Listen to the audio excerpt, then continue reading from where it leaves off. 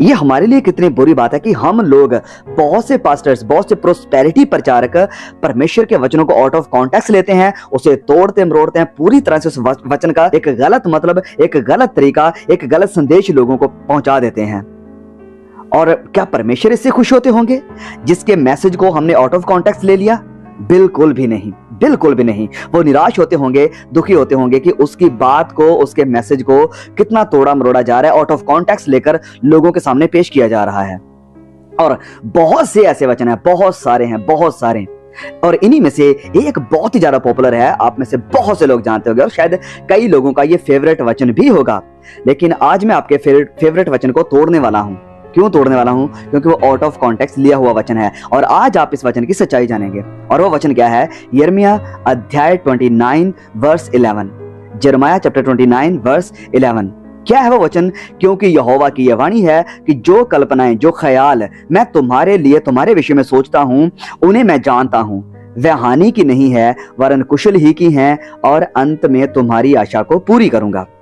बहुत से फेमस प्रचारक, जोएल ऑस्टीन जैसे प्रचारक, वो कहते हैं कि परमेश्वर चाहते हैं कि आप फ्लॉरिश हो अपनी जिंदगी में। परमेश्वर आपको स्ट्रॉन्गर बनाना चाहते हैं, आपको इंक्रीज होते हुए देखना चाहते हैं, आपको प्रमोट होते हुए देखना चाहते हैं, आपको एक बड़ी सफल जिंदगी जीते हुए देखना चाहते हैं, आपको एक बढ़िया बिजनेस सेटअप करते हुए देखना चाहते हैं, आपको हर तरह से खुशहाल, फ्लॉरिशिंग, आशीषित होते हुए देखना चाहते हैं। ये वर्ड है जोएल ऑस्टीन के इस वचन को लेकर। लेकिन सिर्फ वही नहीं, पास्टर अमेरिका के बहुत ही बड़ी कांग्रेगेशन का जो पास्टर एंडी स्टैनली, उनका भी सेम मैसेज है। और फिर रिक वैरन, शायद बहुत से लोग इसको जानते होंगे, बहुत फेमस इनकी किताब होती है द पर्पस ड्रिवन लाइफ, और उसमें भी उनका सेम यही मैसेज है कि अगर आप होपलेस फील करते हैं, अगर आप लगता है कि आप बहुत निराश हैं, परेशान हैं, तो ये परमेश्वर का मैसेज आपके लिए है। वो आपको एक पर्पस देना चाहता है, वो आपके विषय में अच्छी प्लानिंग करता है, वो आपको हर्ट करना नहीं चाहता है, वो आपको ब्लेस करना चाहता है, वो आपको इंक्रीज्ड होते हुए देखना चाहता है, वो आपको फ्लॉरिश होते हुए एक बड़ी आशीषित भरी जिंदगी देखना चाहता है आपकी जिंदगी में, कि आप खुशहाल हैं, खुश हैं, टॉप पर हैं, सफल हैं, किसी भी तरह की हर्ट में, दुख में, तकलीफ में नहीं है।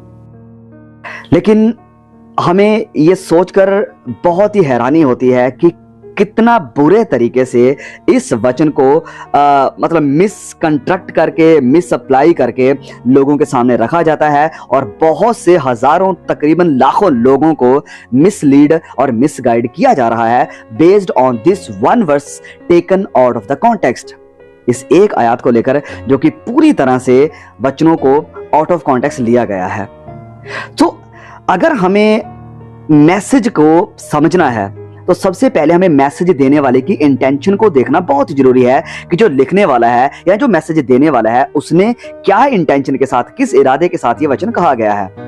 तो अगर हमें इस चीज को समझना है तो हमें सिर्फ एक ही वचन को नहीं देखना पड़ेगा, हमें पहली बात तो पूरी बुक के कॉन्टेक्स्ट को देखना पड़ेगा कि ये बुक लिखी कब जा रही है, किसको लिखी जा रही है, किसके द्वारा लिखी जा रही है। फिर हमें उस चैप्टर को देखना पड़ेगा जिस चैप्टर से वचन को लिया जा रहा है कि ये चैप्टर कर क्या रहा है, किस विषय में बात कर रहा है, क्या बात कर रहा है, किन लोगों के बारे में बात कर रहा है। तो ये जो वचन है, सबसे पहले मैं बता दूं कि ये जो वचन है यिर्मयाह अध्याय 29, ये आज हमें 21वीं सदी के मसीहों के लिए नहीं है। It is not about you. तो ये जो अप्रोच है कि परमेश्वर सब कुछ हमारे लिए करना चाहते हैं, हमारे बारे में सोचते रहते हैं, ये पूरी तरह से गलत है। हमें सबसे पहले उसके कॉन्टेक्स्ट में जाना पड़ेगा। देखिए, जो भी इस वचन को आउट ऑफ कॉन्टेक्स्ट लेकर आपको सिखाने की, बताने की कोशिश करेगा, वो ये कभी नहीं बताएगा कि यहां पर ये जो इजराइल के लोग हैं वो बाबुल की गुलामी में हैं। बाबुल जो देश है उसकी गुलामी में गए हैं और उन गुलामों को, उन कैदियों को ये मैसेज, ये वचन दिया जा रहा है। और फिर ये लोग आपको कभी नहीं बताएंगे कि इस वक्त में इजराइल का जो मंदिर था वो ढह गया था, उसे नाश कर दिया गया था, और ये जो पूरे इजरायली लोग हैं, पूरा जो देश है, वो एक बड़ी ही खतरनाक, टेरिबल सिचुएशन में है। और इस वक्त में परमेश्वर इनके साथ यिर्मयाह के थ्रू बात कर रहे हैं, जबकि इनका राजा जकड़ा गया है, पकड़ा गया है, उसकी आंखों को निकाल दिया गया है। तो उस कॉन्टेक्स्ट में ये वचन इन्हें लिखा जा रहा है। तो ये जो वचन है, वचन 11 29 वर्स 11, ये किसी भी तरह से कोई वायदा नहीं है आज हमें 21वीं सदी के विश्वासियों को ब्लेसिंग देने का, एक नई इंप्रूवमेंट भरी जिंदगी देने का, खुशहाल प्रोस्पेरस जिंदगी देने का। तो कुछ पॉइंट्स हैं, कुछ बातें हैं जो हमें यहाँ पर कंसीडर करनी चाहिए, देखनी पड़ेंगी कि ये जो प्रोस्पेरिटी प्रचारक हैं वो आपको कभी नहीं बताएंगे कि परमेश्वर ने इनके साथ इसी चैप्टर में वायदा ये भी किया था कि वो उनके देश में तलवार भेजेगा, महंगाई भेजेगा, मरी यानी फैमीन भेजेगा और उन्हें अपमानित करेगा। यस, ये सब कुछ हो रहा है। आप पढ़ लीजिए वचन 17 को, 11 को पढ़ते पढ़ते आप आगे आ जाइए। वहां पर लिखा है कि सुनो, मैं उनके बीच तलवार चलाऊंगा, महंगाई करूंगा और उनके बीच में मरी फैलाऊंगा और उन्हें ऐसे घिनौने अंजीरों के समान करूंगा जो कि निकम्मे होने के कारण खाए नहीं जाते हैं। क्या कोई प्रोस्पेरिटी प्रचारक ये वचन लेकर आपको कभी सिखाएगा?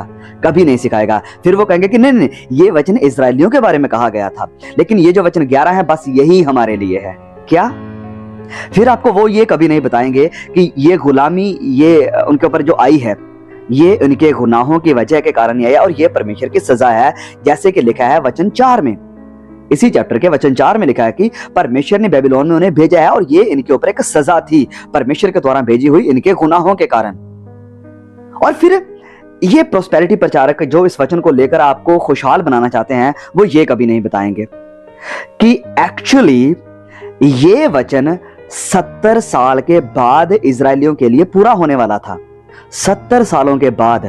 तो क्या वो आपको बताएंगे कि 70 सालों के बाद परमेश्वर आपको ये ब्लेसिंग देगा?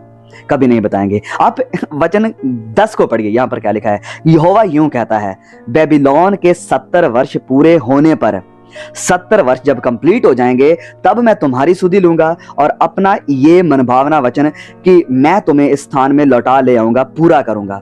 क्योंकि यहोवा की यह वाणी है कि जो कल्पनाएं मैं तुम्हारे विषय में सोचता हूं उन्हें मैं जानता हूं, वे हानि की नहीं है वरन कुशल की है, और अंत में तुम्हारी आशा को पूरी करूंगा। ये है कॉन्टेक्स्ट इस पूरे वचन का। और फिर ये प्रोस्पेरिटी प्रचारक आपको ये कभी नहीं बताएंगे कि वो यानी ये जो इजरायली लोग हैं गुलामी में आए कैसे हैं। वो ये बात कभी नहीं बताएंगे, क्योंकि वो गुलामी में आए ही इसी कारण थे क्योंकि इन्होंने झूठे नबियों को सुना था, झूठे भविष्यवक्ताओं की बातों को मानकर इन्होंने गुनाह नहीं छोड़ा, इन्होंने अपनी जिंदगी नहीं बदली, ये परमेश्वर के लिए तैयार नहीं हुए, गलत काम नहीं छोड़े, जिसके कारण परमेश्वर ने इन्हें सजा दी, बेबीलोन को इनके ऊपर चढ़ाया और इन्हें गुलाम बना दिया। आप पढ़ना चाहते हैं? इसी चैप्टर के वचन 9, 8 और 9 को पढ़ लीजिए।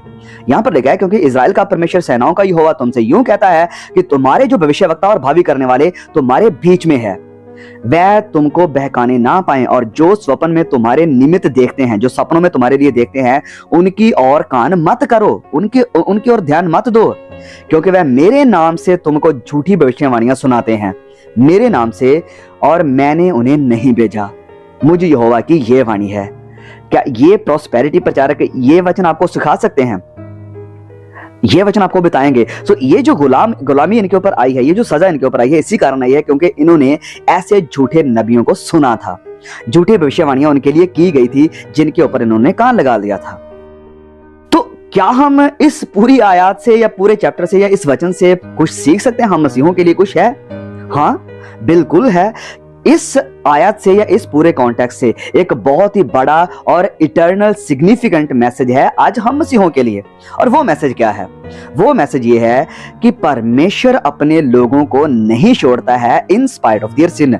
भले ही उन्होंने गुनाह किया हो फिर भी परमेश्वर उन्हें याद करता है, फिर भी परमेश्वर उन्हें छोड़ नहीं देता है कि हाँ मैंने बस इन्हें छोड़ दिया, मैंने इन्हें भुला दिया। नहीं, परमेश्वर फिर भी उनके बारे में सोचता है, भले ही वह गुनाह में थे।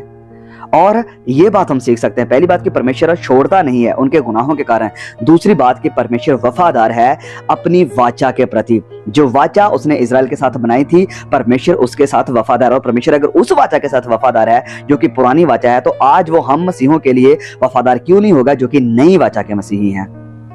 और फिर परमेश्वर के वचन से हम ये भी सीख सकते हैं कि भले ही वो गुलामी में हैं, भले ही वो बेबीलोन देश के अंडर हैं, और ये गुलामी, ये बड़ा बेबीलोन देश भी परमेश्वर के प्रॉमिसेस को, परमेश्वर के वायदों को उनकी जिंदगी में पूरा होने से रोक नहीं पाएगा। क्योंकि जो बात परमेश्वर ने कह दी कि 70 साल पूरे होने के बाद मैं तुम्हारी सुधि लूंगा, मैं तुम्हें याद करूंगा और तुम्हें इस गुलामी से निकालूंगा। और इतिहास गवाह है कि परमेश्वर ने उन्हें निकाला भी और उन्हें वो वायदा दिया भी, जो वायदा उसने वचन 11 में किया था कि तुम्हें मैं अनंत आशा दूंगा, और वो आशा परमेश्वर ने उसे दी।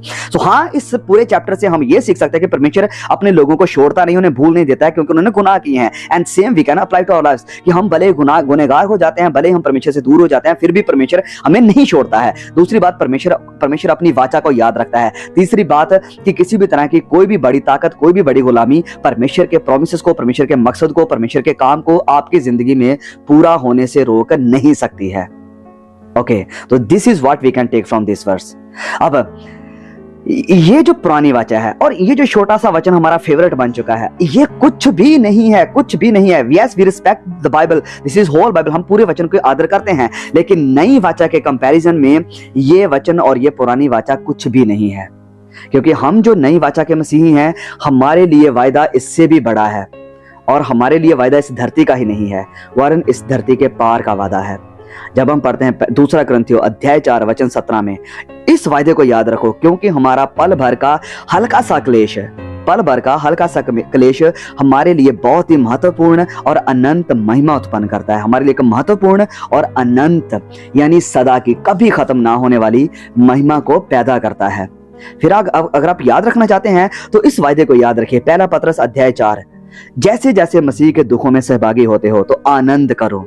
जैसे जैसे मसीह के दुखों में तुम पार्टनर बनते हो, हम मसीह के दुखों में सहभागी होने का हमें मौका मिल रहा है, इससे बड़ी क्या बात है।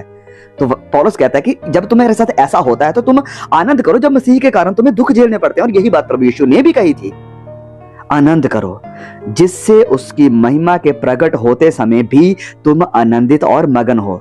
फिर यदि मसीह के नाम के लिए तुम्हारी निंदा की जाती है तो तुम धन्य हो, तुम मुबारक हो, तुम ब्लेसड हो, क्योंकि महिमा का आत्मा जो परमेश्वर का आत्मा है तुम पर छाया करता है, तुम पर छाया करता है। अगर आप किसी वचन को फेवरेट बनाना चाहते हैं तो इस वचन को फेवरेट बनाइए, इस वचन के ऊपर मनन कीजिए। और ये जो वचन मैं दे रहा हूं, ये आउट ऑफ कॉन्टेक्स्ट लिए हुए वचन नहीं है, आप पूरे कॉन्टेक्स्ट को पढ़कर देखिए। यही मैसेज है पूरे नए नियम का, प्रभु यीशु का, उसके प्रेरितों का। जब हम प्रकाशित वाक्य 21:4 में आते हैं तो ये वचन है हमारे लिए, वह उनकी आंखों से सब आंसू पोंछ डालेगा, और इसके बाद ना मृत्यु रहेगी, ना कोई दुख, ना कोई शोक, ना कोई गम रहेगा, ना विलाप होगा, ना पीड़ा होगी, पहली बातें जाती रहीं, सब कुछ नया हो जाएगा। किन के लिए? जो खुदावंद मसीह यीशु के ऊपर विश्वास करके अपनी जिंदगी उसके हाथों में देकर उनके अकॉर्डिंग यानी प्रभु यीशु के अकॉर्डिंग अपनी जिंदगी गुजारना, उसकी आज्ञाओं के अनुसार अपनी जिंदगी गुजारना शुरू कर देते हैं, जो उसके लिए सदा तैयार रहते हैं। तो ऐसे वचन को आउट ऑफ कॉन्टेक्स्ट लेना मैं रिक्वेस्ट करूंगा सभी प्रचारकों को भी कि वो बंद करें, और परमेश्वर के वचनों को जब हम कॉन्टेक्स्ट में समझाएंगे तो ये मैसेज हमें समझने में भी आसानी होगी और लोग भी मिसलीड नहीं होंगे, मिसगाइड नहीं होंगे, क्योंकि हमारे ऊपर बड़ी रिस्पॉन्सिबिलिटी है। सो परमेश्वर इस वचन के दौरान आपको बहुत आशीष दे। फिर मिलते हैं जल्द एक और नए वीडियो के साथ, तब तक के लिए खुदा मुझे आपको हम सबको संभाल कर रखे। प्लीज वीडियो को मैसेज को शेयर जरूर कीजिए।